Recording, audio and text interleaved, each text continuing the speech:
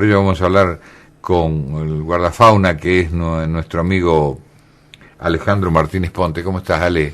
¿Qué tal, Miguel? Un gusto estar en esta casa conocida y un gusto compartir un rato con vos. Háblanos un poquito del parque en primavera. ¿Qué podemos ver, por ejemplo, los que nada entendemos de esto?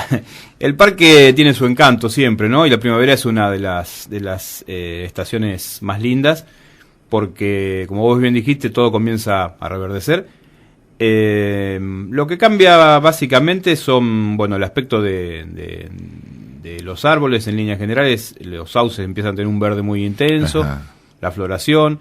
Se anticipan a la primavera del almanaque los aromitos, o también conocidos como espinillo, que es un arbolito que tiene una florcita amarilla, ajá, con un aroma muy muy dulce, muy lindo.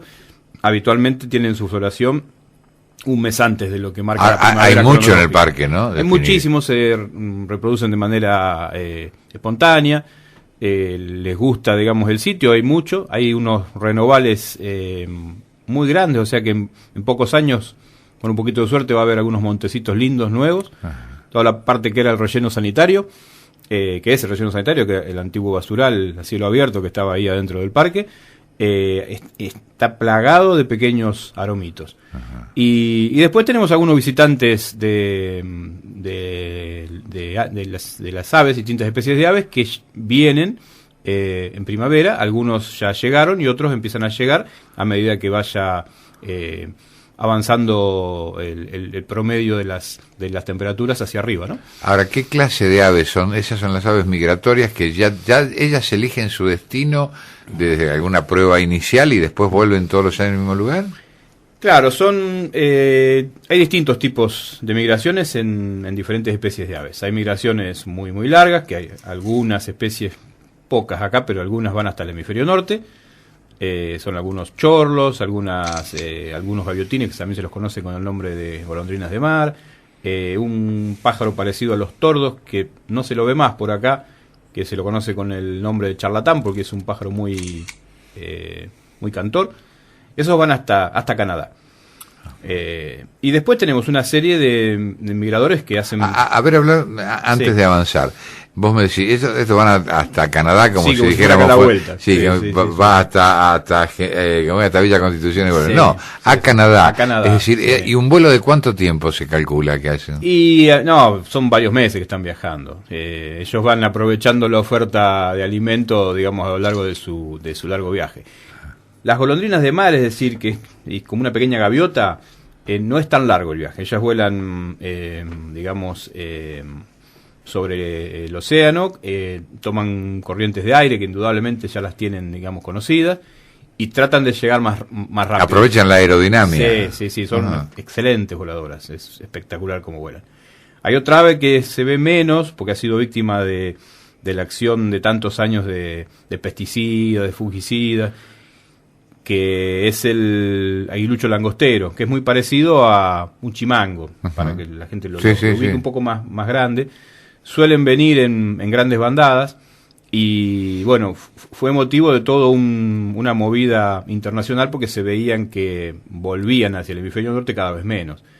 Es decir, como tantas otras cosas, aquí en el hemisferio sur ahí estamos utilizando algunos químicos, ahora no tanto, pero hace unos años atrás que ya estaban prohibidos en otros lados. Claro, y eso directamente los mataba, ¿no? Claro, entonces había una gran mortandad. Por suerte eso fue cambiando, ahora estamos ya utilizando agroquímicos que están acordes a las normas internacionales y los animalitos se van recuperando lentamente. ¿Y qué función cumplen esas aves dentro del...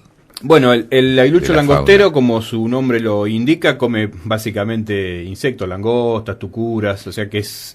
marca el equilibrio. Sí, es un importante controlador de estos insectos que en algún momento fueron plagas, ¿no? Vos habrás escuchado hablar de las mangas de langosta.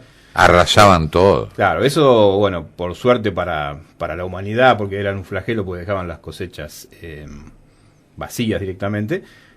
Se lograron terminar hace muchos años. O sea que la acción del hombre, digamos, cuando logró vencer todo eso, fue productivo para la producción de alimentos. El problema es que, bueno, en esa prueba y error, durante muchos años los agroquímicos fueron demasiado tóxicos, digamos. Ahora son mucho más selectivos, mucho menos agresivos para para la fauna. Así que, bueno, te contaba, esos van hasta el hemisferio norte. Hay algunos chorlos también, que son parecidos a los teros, un poco más chicos, que son muy buenos voladores, muy rápidos. Y después tenemos aves que hacen migraciones más cortas, que son las tijeretas, que por ahí todo el mundo las conoce. Esas habrán llegado ahora una semana más o menos, se empezaron a ver otra vez. Esas van hasta el norte de nuestro país, sur de Brasil. El churrinche, que es conocido también como bracita de fuego, que tiene un rojo... ¿Y esas bandadas muy las guía un líder? No, ¿Cómo son? ¿Cómo se no. conforman? Bueno, hay diferentes. Los chorlos, por ejemplo, los aguiluchos langosteros y los gaviotines también. Sí, vuelan en grandes bandadas. Estos otros que yo te digo, no, vienen como en oleadas, podríamos decir, en grupos que vienen... No es que se lancen a volar hasta que no llegan al punto determinado, vuelan, sino que van desplazándose. Uno empieza por ahí, ya te digo, la semana pasada tiene un cantito característico la tijereta, además de ser muy, muy vistosa. Sí. Uno andando todo el día ahí tiene muy acostumbrado el oído, digamos, es un elemento importante para detectar animales. Muchas veces uno lo escucha primero y después mira, ¿no? Entonces, bueno, yo escucho ese silbidito familiar, y levanto la vista y arriba de un árbol seco, se suelen parar en la punta de ramas secas, veo la primer tijereta, digamos, que yo veo. Uh-huh.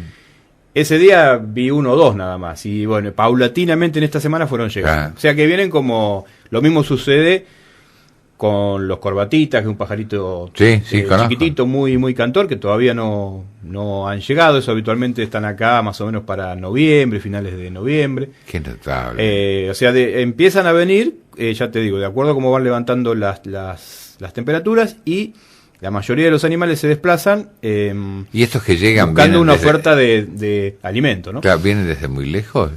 Y bueno, las tijeretas, por ejemplo, llegan hasta el sur de Brasil, más o menos. Y de ahí vuelven después. Y de ahí van volviendo. Después hay otros habitantes que hacen una migración hacia el sur. Es decir, así como vienen algunos, tenemos algunos migradores que cuando viene el calor se van al sur. Y que cuando viene el frío vienen de la Patagonia hacia esta zona. ¿Y en qué momento preparan nido para reproducirse? Bueno, van variando. Las tijeretas ya están acá, digamos, como para hacer nidos. Empiezan con su cortejo, son bastante peleadoras entre sí, porque son territoriales. Es decir, pelean por el dominio del espacio. Claro, pelean por el dominio del lugar para hacer el nido. La tijereta particularmente se alimenta cazando insectos en el aire. Entonces necesita un espacio importante que quiere que sea exclusivo, digamos. Claro. Y bueno, se pelea con otros de su misma especie y es bastante agresiva hacia otras aves también. Pero se entienden, los animales, hay espacio para todos, digamos. Claro. Todo esto de las migraciones de las aves, pero además la fauna del Parque Aguiar se compone por otra cantidad de elementos que tienen que ver, algunos que son anfibios y demás. Contame de esa parte, a ver. Bueno, esos también se despiertan ahora con los primeros calores, digamos. Si bien ha cambiado mucho, es decir, todo lo que sea ranas, sapos, lagarto vero, que se lo conoce como iguana, las mismas culebras, víboras, son animales ectotérmicos, es decir, necesitan de la temperatura de afuera, no son como nosotros que tenemos, o las aves, que tenemos sangre caliente, digamos. Ellos son, como bien se dice, sangre fría. Sangre fría, necesitan sí, de la temperatura de... Es decir, exterior. Que durante el frío permanecen aletargados. Claro. Lo curioso de hace ya varios años, con este famoso calentamiento global y este cambio climático, es que en julio por ahí encontramos ofidios, es decir, víboras, que con esos días de alta temperatura de invierno que a veces hemos pasado, como que quedan, como que el periodo de aletargamiento se les interrumpe, digamos. Y los sapos y las ranas también, en noches de julio, de junio, yo vivo, vos sabés, arriba del parque, literalmente. Sí. O sea que tengo todas las lagunas muy, muy cerca de casa.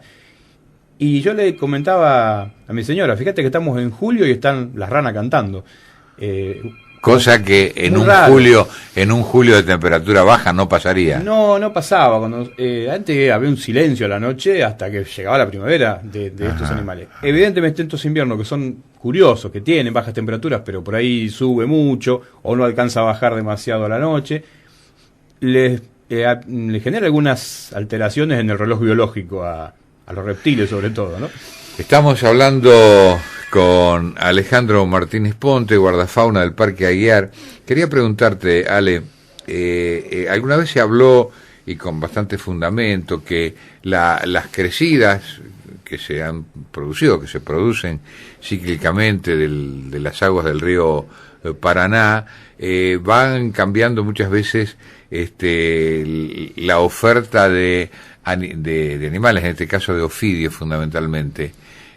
Acá se nota, ha aumentado la cantidad de víboras y otros ofidios.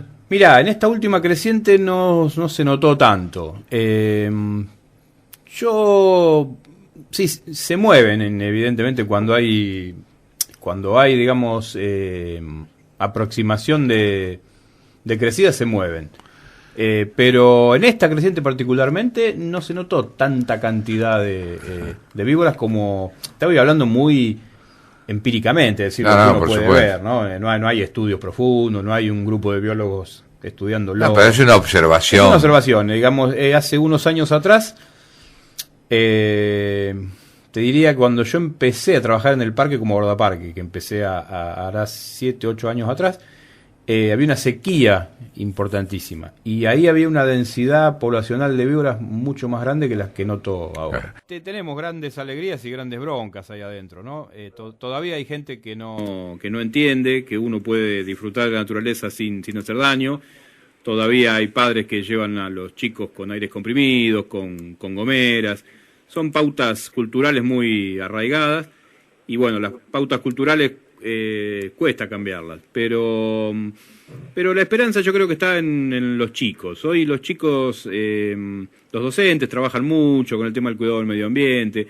Lo que yo creo que hay que acentuar es que no sea un discurso vacío, que no se transforme, voy a esto, es decir, a veces hay palabras que de tanto usarlas como que pierden el real significado. Nosotros lo hemos padecido con cuestiones importantes como el tema de la solidaridad, como el tema de los derechos humanos, como el tema de tantas palabras que de tanto decirlas parecen como que se repiten, como que se repiten como loro y no se toma realmente dimensión de lo que es. Yo creo que y hay mucha hipocresía en la sociedad también, en este tema y en otros. Entonces creo que los chicos lo más importante es que no caigan en eso, que cuando hablamos del cuidado del medio ambiente sea con el ejemplo, que cuando vayamos a pasar un día ahí se lleven la bolsita con los residuos en el auto o utilicen la enorme cantidad de tachos que se ponen y que cada tanto hay que reponer porque hay algunos inadaptados que lo rompen. Claro, vimos en la última gran bordada de agua que el Yaguarón arrastraba una gran cantidad de botellas plásticas, bolsas y demás, ¿no? No solo es una contaminación, sino muestra una conducta bastante lejana de lo que es esa conducta que hace sociable al ser humano. Pues no se puedan ver, porque en el verano por ahí las escuchamos y no las vemos. Esta es la mejor época, sí. Pregunta final. Tu trabajo como documentalista ha sido siempre excelente, premiado. ¿Está abandonado totalmente? Hay una... Vos sabés que fue como un gran amor que, viste, que cuando decís, bueno, no va más. Pero ha quedado algún rascoldo ahí, alguna cenicita dando vueltas.